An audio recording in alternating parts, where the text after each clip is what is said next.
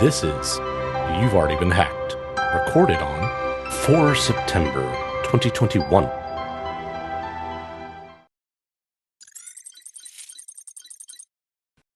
Good morning, everybody. Kick things off this week. A former credit union employee of the New York Credit Union has pleaded guilty to accessing financial institution data from the company without authorization and destroying over 21 gigabytes of data in revenge after being fired. So this is, again, malicious insider type information. Some of the information that was deleted were mortgage loan applications and other quote-unquote sensitive information maintained on their file server. Now, it looks like the firm was using a third party for IT support, and the firm actually did the right thing. Upon termination, had asked that the remote access for the individual be disabled. However, it looks like the third-party IT vendor did not do that in a timely manner, and the individual was able to still use those credentials and had access to the system for about 40 minutes, where they deleted 20,000 files in around 3,500 different directories. Again, roughly about 21.3 gigabytes of data from the bank's shared drive. Not only was the mortgage data deleted along with other sensitive information, the individual deleted the institution's anti-ransomware protection software. How about that? The reason the person was found guilty, or at least one reason they were found guilty, was about 5 days after they committed the act, they actually texted a friend and wrote, quote, "They didn't revoke my access, so I deleted the P drive." The P drive being their shared drive on the credit union's file server. "I deleted their shared documents," unquote. So, again, remote access can always be an issue, and especially not disabling those that are no longer with us. The firm had to spend over $10,000 to restore the destroyed data following this unauthorized intrusion.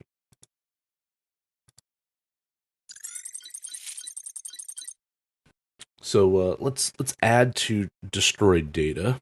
We'll move from the Northeast to the Southwest, where a Dallas Police Department employee responsible for deleting 22.5 terabytes of police data was fired by the city officials this past Friday.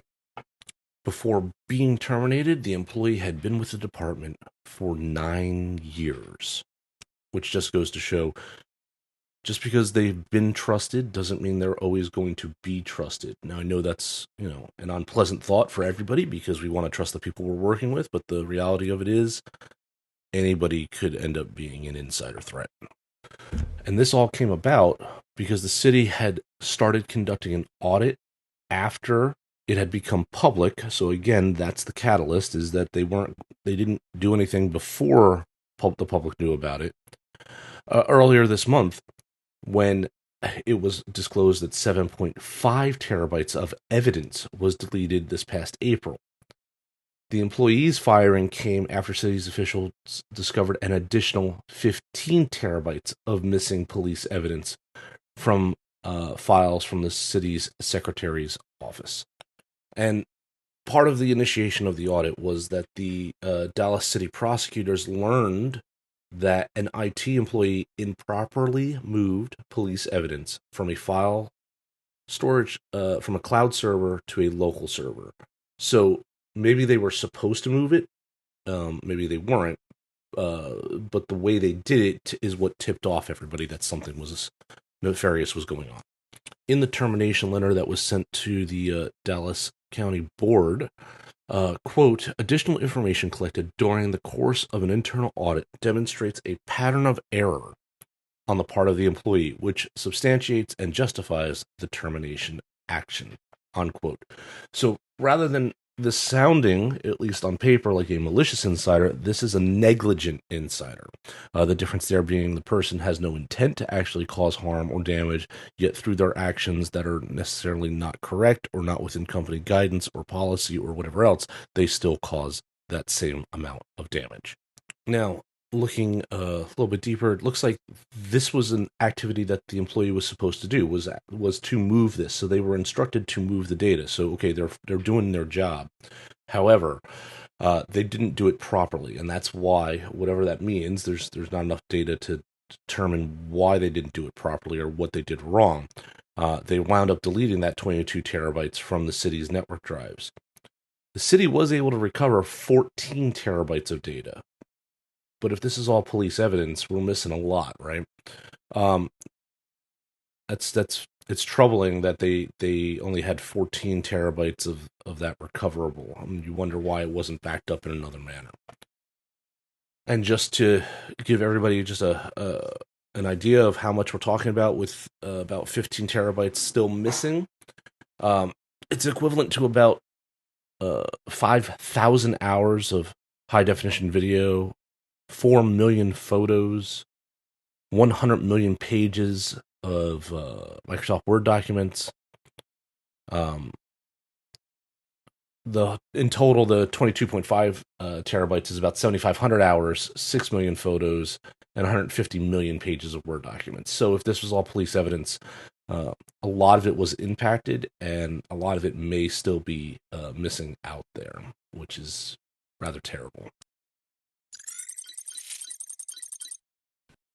For those of us that use collaboration spaces and software, that whole Web 2.0, 3.0, 4.0 sort of stuff, there's a known Atlassian Confluence vulnerability that is being exploited to install cryptominers.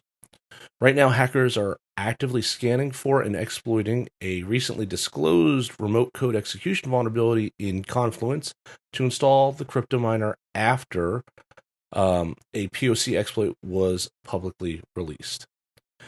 Atlassian Confluence is super popular and is web-based and is a corporate team platform and workspace that allows employees to collaborate on projects. Many of us, I'm sure, have used it. I've used it multiple times. I may even have had an instance here in the house for the family to retrieve, things that all of us need to get to. This remote code execution vulnerability is tracked as CVE 2021-26084. And it is allowing an unauthenticated attacker to remotely execute commands on the server. And all versions of Confluence Server and Data Center that are unpatched or unupdated to the most recent versions are affected by this vulnerability. The exploit is based in PHP and is very easy to use, and if successful, will execute a command on the targeted server. An example of this would be attackers could use these commands to download other software such as web shells or launch a program on the exploited server. So once they have that remote access and can exploit it to get the high enough level of authentication they need, they can pretty much do whatever they want remotely. And cybersecurity researchers have already seen this happening in the wild, where at least one attack utilized a script to install XMRig, which is a cryptocurrency miner, to mine Monero on the exploited server. And, just because we're talking about crypto mining, doesn't mean that that's the only thing that's out there that could be used. It just happens to be that these are extra compute cycles that cyber criminals are finding to, make more money. But it doesn't mean it's the only thing they could do. Ransomware could be done, deletion of information, all sorts of bad, right? So update your Confluence servers, please.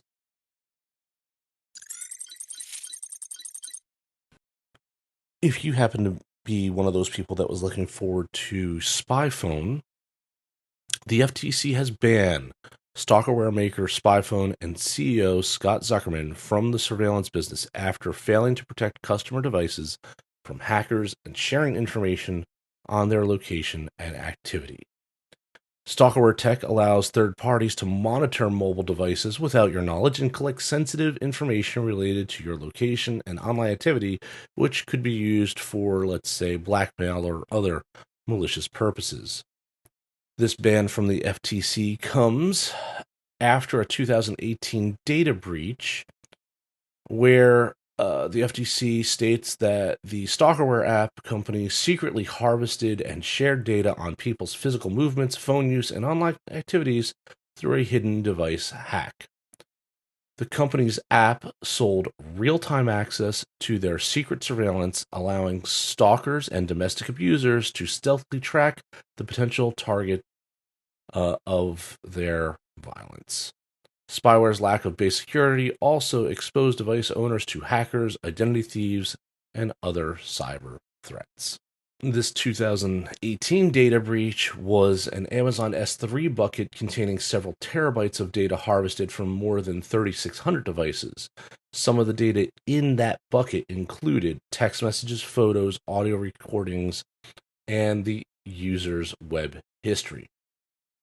And here's the fun part. The security researcher who discovered and exposed the database also found that spyware's back-end services could be accessed without credentials, making it possible to create an admin account remotely and gain access to customer data from anywhere. As part of the proposed settlement with the FTC, Support King, the company behind Spyfone, is now to notify the owners of devices on which its apps were installed that their devices were monitored and are likely no longer secure. The company is also supposed to delete all data that it has on anyone that they illegally collected data from by having these apps installed on their devices. Overall, this is, simply a troubling type of application. I understand the need for such things for legitimate and lawful law enforcement purposes, or even for, if you really want to go there, foreign intelligence purposes. But just allowing anyone to have the ability to do this to anyone else is probably bad juju, and something that the FTC stepping in is probably the right thing here. Almost definitely the right thing. And finally, the gift that keeps on giving, SolarWinds, shows that Autodesk was also targeted in the attack. Now, we've seen this. The list of victims continues to grow from the suspected Russian hacking who breached a U.S. federal contractor in order to gather intelligence from throughout the federal government. Autodesk is an American software company and security company said in a recent U.S. SEC, or Securities and Exchange Commission, filing that hackers had targeted the firm with the Sunburst malicious software. Now, Cozy Bear is a state-sponsored Russian hacking group which relied on Sunburst to carry out the SolarWinds attack, at least according to the information that's been disclosed from the U.S. government. Specifically, the filing from Autodesk was a 10-Q, and in it is where Autodesk stated it discovered that one of its servers had been compromised and that it had taken steps to remediate the fallout. In a quote from the company, "While we believe that no customer operations or Autodesk products were disrupted as a result of this attack, other similar attacks could have a significant negative impact on our systems and operations." Unquote.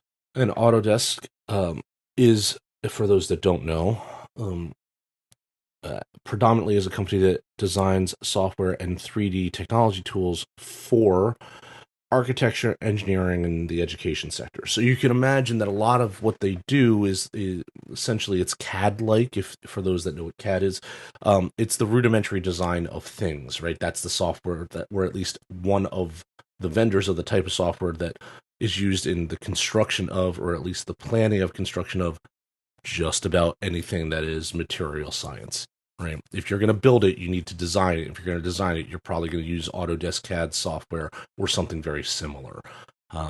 Imagine what that exploiting those servers and customers with that information, what that could lead to from a competitive advantage for those that would want to steal it.